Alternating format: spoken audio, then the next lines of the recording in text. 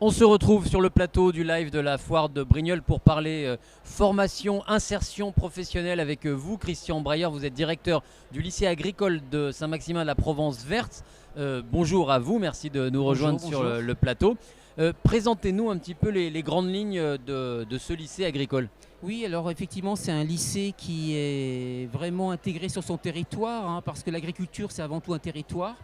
Nous avons des formations qui démarrent très jeunes, en classe de 4e, imaginez un petit peu, donc des jeunes fin de 5e qui commencent à se poser des questions sur les problématiques notamment de production agricole, d'alimentation, de services à la personne, notamment en milieu rural.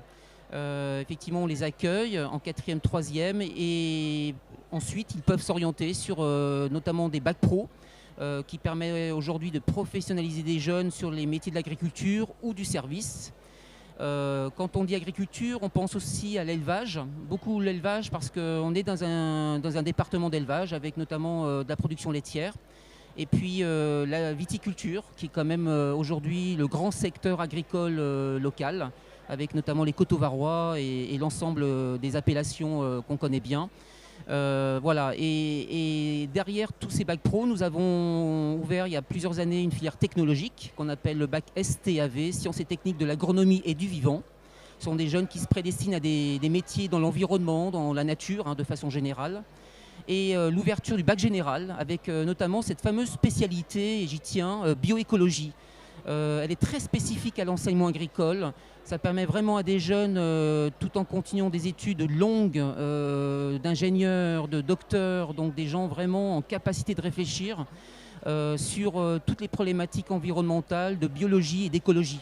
Et ça, je pense que pour l'avenir, il y a un vrai besoin de gens qui sont capables de repenser des systèmes de production, des nouvelles problématiques qu'il faudra résoudre, le climat, l'eau, et je dirais toute la problématique alimentaire sur lesquelles on organise un certain nombre de choses. Et puis voilà, le dernier secteur, c'est l'apprentissage, parce qu'aujourd'hui, on a une centaine d'apprentis dans l'établissement. C'est un secteur qui se développe énormément avec une politique nationale sur l'apprentissage. Il faut savoir que l'année dernière, il y avait plus de 780 000 apprentis en France. Et nous sommes passés en 3-4 ans d'une vingtaine d'apprentis à une centaine d'apprentis, avec un objectif horizon 2025 de 200 apprentis. Alors pourquoi l'apprentissage ? Parce qu'aujourd'hui, l'idée, c'est de proposer du travail aux jeunes. Il faut savoir qu'il y a plus de 25% de chômage chez les jeunes de moins de 25 ans et que l'apprentissage, c'est vraiment la voie royale pour trouver du travail. Oui, on le sait, l'apprentissage a longtemps été à la traîne en France, un peu trop souvent considéré comme une voie de garage. On est loin du compte aujourd'hui puisque non seulement ça forme, on apprend un métier, on est opérationnel, on est employable très rapidement et puis surtout il y a de l'emploi et sur ce territoire de la Provence Verte, il y a de l'emploi, vous le rappeliez, chez des éleveurs, chez les viticulteurs évidemment, mais il y a des débouchés. Oui, alors je vous donne un exemple très précis. Aujourd'hui, on reçoit 10 offres d'emploi pour être tractoriste. Conduire des machines agricoles, oui, c'est pas donné à tout le monde, il faut des CACES, il faut des certifications particulières, il faut savoir faire un peu de mécanique générale. Aujourd'hui, on a 10 offres d'emploi et on a un jeune derrière. Ça veut dire que le fait d'ouvrir depuis maintenant 3 ans un certificat de spécialisation sur toutes les problématiques de tractorisme et de maintenance de machines agricoles, les 10 jeunes que nous formons en apprentissage chaque année, on trouve du travail en moins de 15 jours dans les entreprises. En traversant la rue, comme disait l'autre. En traversant la rue, comme disait notre président. Pourquoi ? Parce qu'on utilise aujourd'hui une population étrangère, notamment de l'Est de l'Europe, qui ont des compétences et qui viennent jusqu'en France, effectivement, faire ces travaux-là.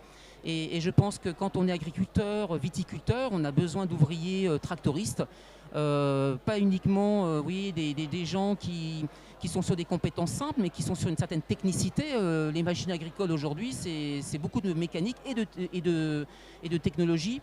Et pour cela, en une année, par le biais d'un contrat d'apprentissage, on peut former un jeune post-bac pro, post-BEP, vers une certification de tractoriste et en moins de 15 jours, il trouve du travail. Alors vous parliez d'une centaine d'apprentis aujourd'hui qui sont au sein de ce lycée agricole de la Provence Verte. C'est dans quelle filière ils sont apprentis ? Les filières agricoles, aujourd'hui, on est sur des postes plutôt d'ouvriers. sur des CAP. Et on recherche beaucoup aujourd'hui dans le cadre des saisonniers, dans le cadre de tout ce qui est récolte, tout ce qui est conduite de culture, viticulture, maraîchage, arboriculture, grande culture. Donc on signe des contrats d'apprentissage avec des jeunes et des exploitants agricoles pour travailler, on va dire, les champs et l'ensemble des productions. Ça, c'est la première voie. Il y a toute la partie élevage, notamment en milieu caprin. Il y a pas mal d'entreprises qui sont en recherche de jeunes pour tout ce qui est traite, conduite d'un troupeau, pour être berger, alors ovin, caprin et bovin. Ça, c'est vraiment, je dirais, le cœur. On a les filières services, notamment le commerce. Il faut savoir qu'aujourd'hui, on a pas mal d'entreprises qui cherchent des jeunes capables de vendre des produits alimentaires. Ce ne sont pas des véhicules, ce ne sont pas des matériels industriels, on est sur du vivant. Donc la problématique de conservation, de valorisation d'un produit agricole, ça nécessite une certaine technicité. Donc on a un certificat de spécialisation qui tourne autour effectivement de tout ce qui est transformation et vente de produits fermiers, avec le CAP vente, donc notamment le service à la personne et vente en espace rural qui permet de former des jeunes. Derrière tout ça, on ouvre l'année prochaine un BTS, un brevet de technicien supérieur, donc post-bac, technicien conseil vente sur les produits alimentaires et vins et spiritueux.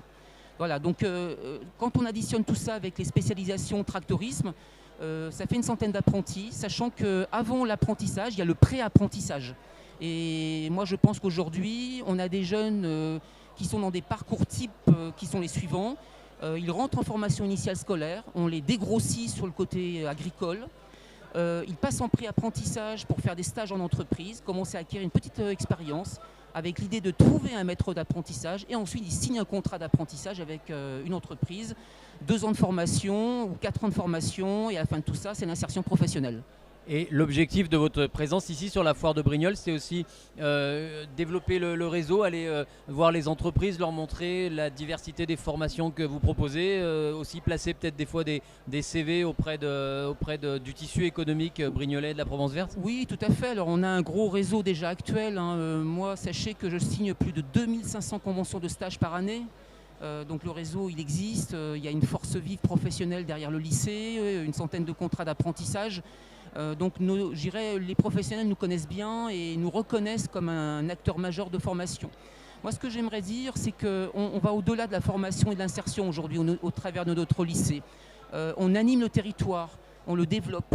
On a eu le plaisir avec l'agglomération Provence Verte d'animer le projet alimentaire territorial. Notre ministère de tutelle, c'est le ministère de l'Agriculture et de l'Alimentation. Je crois que parfois on oublie que l'agriculture, ça permet de nourrir les habitants que nous sommes. Et on ne peut pas dissocier alimentation et agriculture. Et le projet alimentaire territorial a bien montré qu'il y avait des enjeux terribles dans les 10 à 15 ans qui arrivent sur les problématiques alimentaires. Donc il faut installer des jeunes, il faut développer les circuits courts, il faut transformer nos produits, on va dire bruts, en valeur ajoutée performante. Il faut permettre à des agriculteurs de gagner en revenus. Parce qu'aujourd'hui, un agriculteur en maraîchage, par exemple, il faut 10 ans pour créer une exploitation agricole.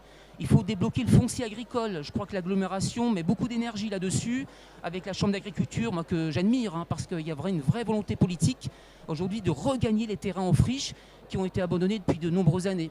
Voilà, donc ce projet alimentaire, c'est de l'animation, c'est du développement.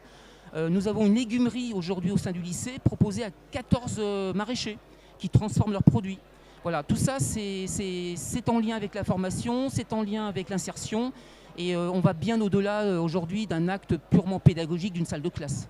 Parce que les jeunes qui vont sortir de chez vous, ce seront les premiers acteurs de ce projet alimentaire territorial. C'est eux qui vont relocaliser les productions, c'est eux qui vont promouvoir le produit local, le circuit court. Il y a aussi cette dimension à leur insuffler, j'imagine, quand on est enseignant. Je vous donne un chiffre. Aujourd'hui, dans les cantines scolaires, dans les cantines des EHPAD, donc tout ce qu'on appelle la RHD, la restauration hors domicile, 95% des denrées alimentaires dans les cantines scolaires du centre Var ne sont pas issues du Var. 95% de ce que mangent nos enfants n'est pas issu du Var. Ça vient d'ailleurs. Alors ça vient pour une partie qui reste pas très importante de la Provence, bien sûr, mais très souvent de certains territoires bien loin de la Provence, voire de l'étranger. On peut avoir des produits certifiés bio qui viennent de Colombie. Bon, ça dérange personne sur la partie CO2, mais concrètement, on marche à l'envers. Donc pour retrouver du sens, effectivement, on est dans un département agricole reconnu avec un climat extrêmement favorable, des terrains et un sol qui est admirable dans certains espaces, notamment je vois la plaine de Saint-Maximin, c'est une plaine vraiment très riche, très fertile. Demain, installer des jeunes en agriculture pour relocaliser notamment le maraîchage, je pense notamment à la production vivrière, ça paraît avoir du sens. L'agglomération Provence Verte s'y attelle, la Chambre aussi, un certain nombre d'acteurs, le lycée. Nous avons même un espace test agricole au sein du lycée pour former des agriculteurs et les installer. Donc on les accompagne bien au-delà d'un simple diplôme. Les métiers agricoles, ils se sont fortement féminisés ces dernières années. Est-ce que cette tendance, vous la voyez aussi chez les jeunes qui rentrent en formation? Est-ce qu'il y a de plus en plus de jeunes femmes au lycée agricole de Provence Verte? Alors énormément, moi je suis vraiment j'irais émerveillé de voir ces jeunes filles passionnées par ces métiers agricoles. Aujourd'hui, le lycée agricole, c'est 550 élèves et une centaine d'apprentis, donc à peu près 650 apprenants. 60% de filles, 40% de garçons. Donc déjà, il y a plus de filles que de garçons. Dans ces filles, en production animale, vous avez des filières dans l'élevage qui se féminisent totalement. 70% de filles. Dans les filières services à la personne, traditionnellement très féminines, oui, on continue sur des très forts pourcentages de filles. Je vais vous dire, avec beaucoup de simplicité, ça fait 16 ans que je suis directeur d'un lycée agricole. La féminisation a démarré il y a une dizaine d'années, elle n'arrête pas de se poursuivre. Et moi je pense que l'avenir de l'agriculture passera par les femmes. Pourquoi? Parce que ça se mécanise, ça se technologise énormément, et on voit bien que c'est plus la force physique qu'on recherche aujourd'hui en agriculture, c'est la force intellectuelle, c'est parfois aussi du management. Et on sait très bien que les femmes sont extrêmement bien, je dirais, placées pour gérer des équipes, pour parfois temporiser, apporter, je dirais, une douceur et une souplesse que parfois les hommes n'ont pas.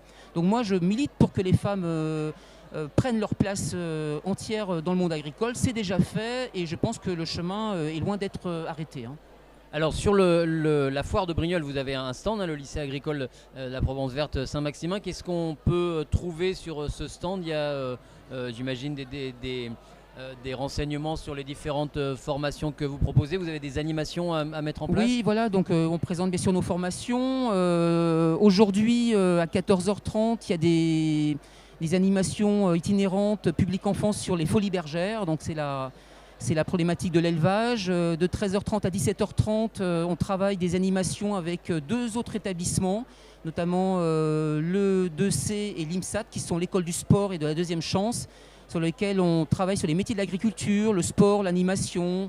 On essaye de connecter beaucoup la nature et le sport. Je trouve que ça a du sens aujourd'hui.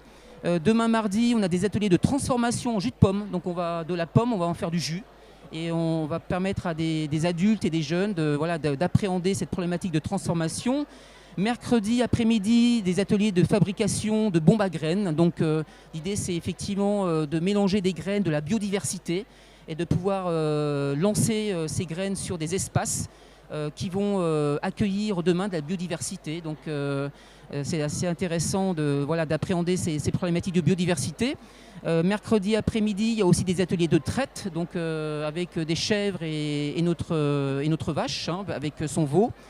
Et puis jeudi notamment et vendredi, nous avons des animations sur Je consomme local, avec l'objectif du projet alimentaire territorial, de pouvoir présenter ce projet et de pouvoir faire prendre conscience au public que consommer local, c'est plus qu'un acte citoyen, c'est un acte qui permettra certainement à la planète de demain de vivre autrement. Et aujourd'hui, le fait que le produit soit beau, soit goûteux, oui, c'est une chose, mais s'il est produit localement, il peut avoir davantage de sens dans l'assiette. Merci Christian Breyer d'être venu nous dresser le portrait d'identité de ce lycée agricole de la Provence verte à Saint-Maximin avec, on l'a vu, une large palette de formations. Et puis vous êtes donc toute la fin de cette semaine juste à côté, là sur le hall vin et terroir, le lycée agricole donc, qui a son stand et avec pas mal d'animations, transformation de jus de pomme, un atelier de traite. On n'aura pas de quoi s'ennuyer sur votre stand. Merci beaucoup. Merci bonne à vous. fin de journée, bonne foire à vous. Juste peut-être un dernier mot. Le 21 mai, on a une porte ouverte. C'est un samedi matin. Donc pour ceux et celles qui souhaitent découvrir un lycée agricole de l'intérieur, eh bien, je serai très heureux de les accueillir le samedi 21 mai dans notre établissement à Saint-Maximin. Journée porte ouverte sur le lycée agricole de la Provence verte à Saint-Maximin. Merci beaucoup. Bonne fin de journée. Bonne foire à vous.